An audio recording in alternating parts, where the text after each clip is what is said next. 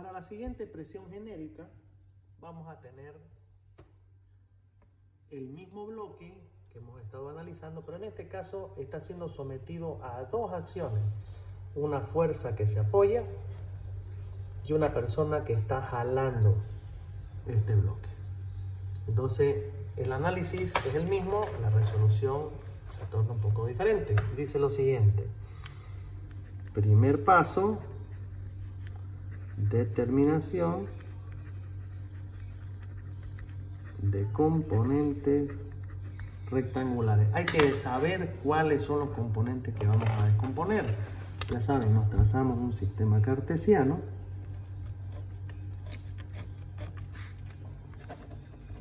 que, y aquí está el otro, y analizamos qué fuerzas están fuera del sistema cartesiano. Si nos damos cuenta, W está fuera, por ende va a tener que tener una componente WY y va a tener que tener una componente WX. F1 también se quedó fuera, por lo tanto va a tener una componente vertical que se va a llamar F1Y y una horizontal que se va a llamar F1X. Y F2 lo mismo, va a tener una horizontal que se va a llamar F2X y una vertical que se va a llamar F2Y. Ok. Con eso entonces comenzamos a resolver. Primeramente vamos a tener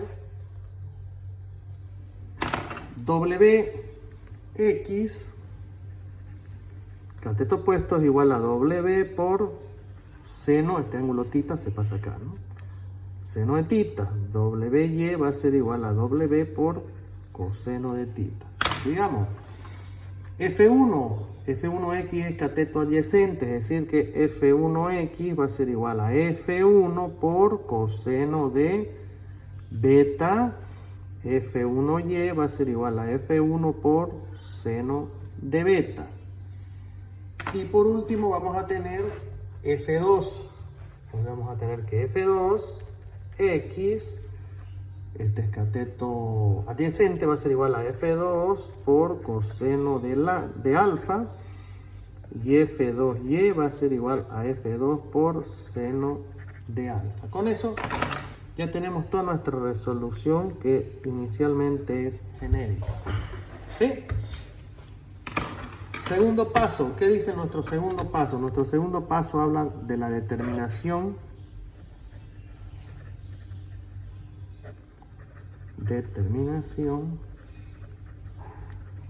de la fuerza normal. Y se resuelve con la fórmula que dice sumatoria de fuerzas verticales con sentido positivo hacia abajo iguales a 0. ¿Qué faltaría en este esquema? Simplemente faltaría nuestra fuerza normal que está expresada acá. Para volver más fácil el ejercicio, ya saben, nos tenemos que trazar un sistema cartesiano resumen. Entonces, aquí nos los trazamos para poder tener más claro el dibujo y no perdernos en ello. ¿Sí? Entonces aquí tenemos Y, aquí tenemos X. Entonces veamos, debido a W tenemos una fuerza hacia abajo y una hacia la izquierda, es decir, hacia abajo WY y hacia la izquierda WX. Debido a F1 tenemos hacia abajo y hacia la derecha, es decir, tenemos hacia abajo F1Y y hacia la derecha F1X. Y debido a F2 tenemos hacia la derecha y hacia arriba, es decir que vamos a tener acá hacia la derecha F2X y hacia arriba F2Y, y adicionalmente nos trazamos la normal. Entonces con eso ya podemos resolver. Dice sumatoria de fuerzas verticales con sentido positivo hacia abajo. Veamos, las verticales son todas las que están acá en el eje de las Y. Hacia abajo está WY y F1Y. Entonces WY más F1Y.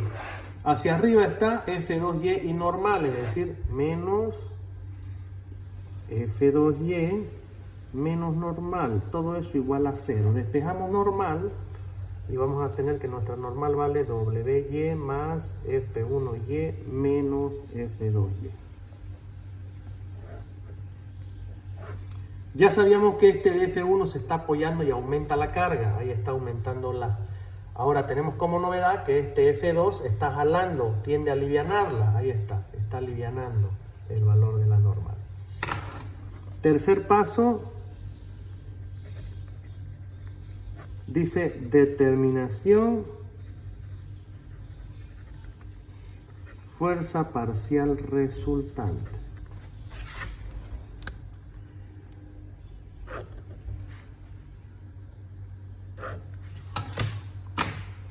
Ok, determinación de fuerza parcial resultante.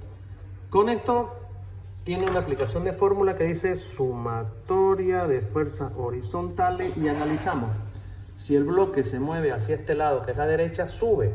Si se mueve hacia este lado, baja. Entonces, hacia el lado de la derecha, positivo es ascenso, igual a fuerza parcial resultante. Y simplemente vemos, ¿no? A la derecha positivo, F1X, F2X. Y vamos a tener que la fuerza parcial resultante va a ser igual a F1X más F2X.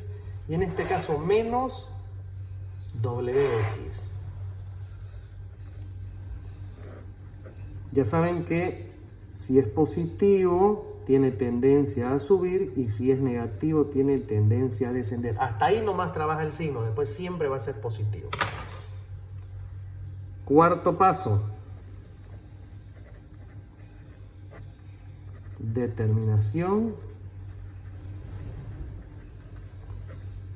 fuerza de rozamiento. Y vamos a tener que la fuerza de rozamiento es igual al coeficiente cinético por la normal. Una vez tenemos claro si la tendencia es subir o bajar, por ejemplo, si es subir, acá estará la fuerza que no quiere que suba.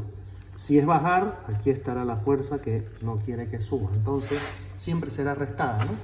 Entonces vamos a tener que la fuerza de rozamiento va a ser igual al coeficiente cinético, que es un valor que siempre les voy a dar yo, por la normal. En este caso la normal es WY más F1Y menos F2Y.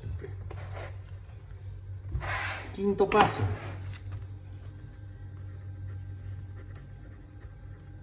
Dice determinación fuerza resultante total.